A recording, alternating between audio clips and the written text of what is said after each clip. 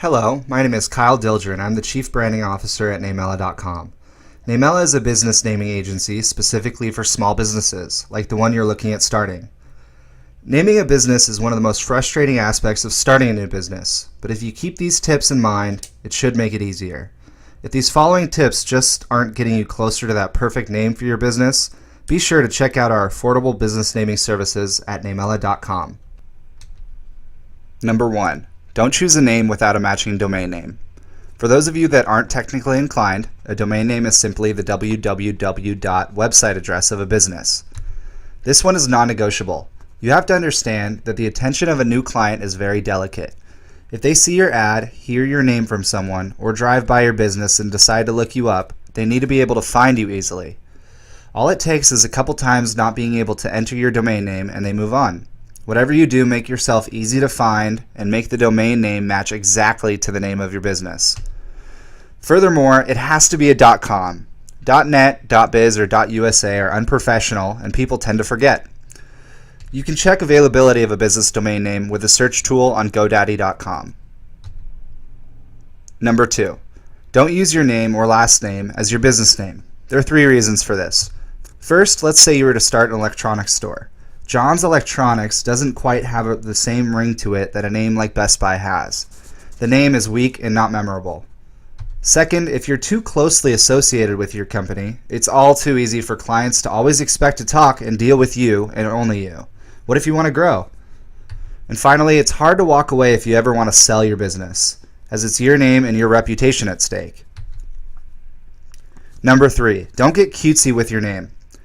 If it takes someone more than a couple guesses to figure out about what you do, you're doing it wrong. Make it clear what you do so you are easy to remember and not one of those businesses you see and wonder, what in the heck does this business do every time you see it? Even better if you can make it short. This means no weird spellings, no X's where they shouldn't be. Your name should pass the radio test, which means that someone should be able to hear, understand, and remember your name even if they heard it on the radio. Now, some branding pros might disagree with me here, but after working with thousands of new small businesses, I think getting fancy for smaller operations is a bad idea. If you have millions to spend on marketing, that may be different, but most of us don't. Here at Namella, we say that clarity is king and don't suggest names that require lots of explanation. We believe a name should stand on its own. Number 4, don't get the wrong feedback on a business name. Start with an understanding that the best name is the one that makes the right people, which are your customers, think the right things about your business, which are relevant and positive associations. You need to define what your brand will stand for, both in a logical sense of features and benefits and an emotional sense of feelings and associations. Your name has to suggest, inspire, or support this definition.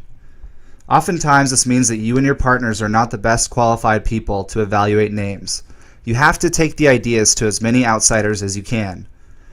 Big companies spend tens of thousands of dollars testing names with consumers. You can do research yourself by taking name candidates to potential clients or customers, or simply people you know from different walks of life. But you have to ask for the right feedback or you won't get anything useful. You're not asking if they like the names or if they understand the names. You're looking for associations and reactions to the name. You want first impressions. Finally, number 5, don't do this alone. The more minds you have on it, the more ground you'll cover in the discovery and brainstorming process. You should be using a ton of resources. Over here at Namella, we use all sorts of dictionaries: Greek, Latin, French, Italian, and German dictionaries. We also look at branding case studies, rhyming dictionaries, word association resources, thesauruses, and other high-tech resources to develop brand names. We hope you enjoyed these little tidbits of information on naming your business. If you're having any sort of difficulty, feel free to check out our affordable naming services at Namella.com.